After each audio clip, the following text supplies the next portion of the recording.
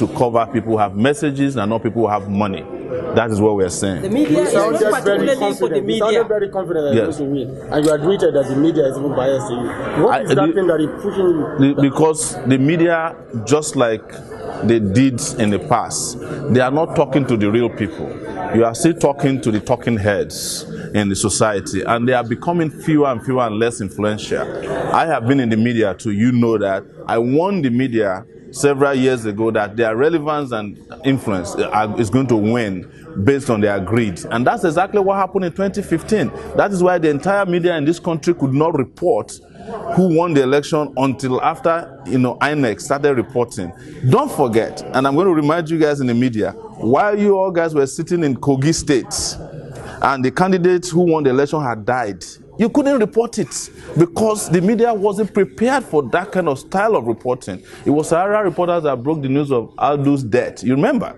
And all the media people were there. We, for example, were in Kano a few days ago, and we had a massive rally. The media did not report it. When I arrived in Nigeria from the US, I think a few days ago, and there was a massive event at the airport, the media did not report it. But you are reporting somebody who is in Dubai, on holiday, Atiku. You are reporting the president who did not physically attend the rally in Kano. So this is what we are talking about.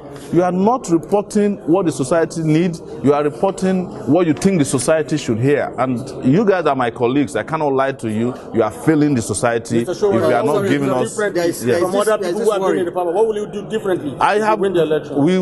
We have made it very clear that we will tackle security, not the way they are tackling it now. I was the first person to suggest that army generals are making a big deal out of Boko Haram and insurrection or the insecurity, that it has become a business. I made a pronouncement that we fire all the military generals in this country. Everybody said I was crazy about a month ago.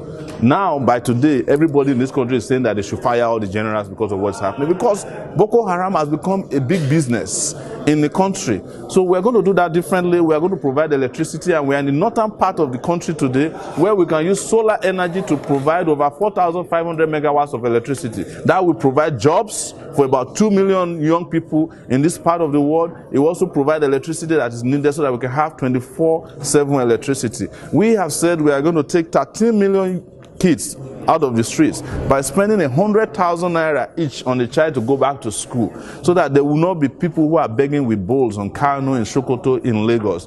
That is our plan for the country. We have said that we will pay 100,000 naira to as minimum wage as workers. The media is not reporting it. They are telling us that it will cause inflation. But guess what? Why is it that the 14 million naira that you are paying your senators per month is not causing inflation? A professor in a university in Nigeria is earning 450,000 naira per month. It will take a professor 2 years of salary earnings to make the amount of money a senator who probably did not graduate from a university is making in a month. And nobody is reporting that. We have said in this same country that we have an economic system that is all inclusive, that we will revolutionize agriculture, the tourism sector, health, that will provide universal basic health for our people, that is for free, that will provide free education, and even provide study allowances for students. 100,000 is what we are planning for every student per semester in this country. We have the money. We just need to reapply it to the people who are in need, because this country needs to stop feeding the greedy. We need to attend to the needy. Finally, there is this fear that you are still being sponsored by Tinubu. What's your relationship? So I'm sponsored by Tinubu, but I don't know who Tinubu is.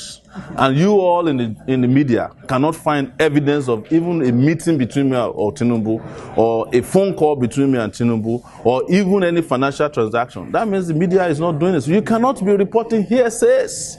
In 1992, when we go to meetings where we were fighting for democracy in this country in 1993, I will be sitting in front as the student union president of University of Lagos. Bola Tinubu will be sitting in the back. Before they will call him, I will have to speak first. With due respect, I may not be as old as he is, but I'm better and more influential than he is in this country. I have been doing activism for 30 years. Before Bola Tinubu set up TVC, I set up Sahara Reporters, you know, and I set it up on my own sweat with a laptop. But he used Lagos money and the Lagos Polytechnic as the headquarters. I don't, you know, I challenge them all the time. I'm challenging Tinubu himself to come and say publicly that I've ever met him before. I've only met Tinubu once in my life, in 1999. But you know where the rumor came from? It came from Jonathan when he was being defeated in 2015. And it's coming out from Buhari when he's about to be defeated in 2019. That I'm working for Tinubu. I don't work for Tinubu, I work for my conscience.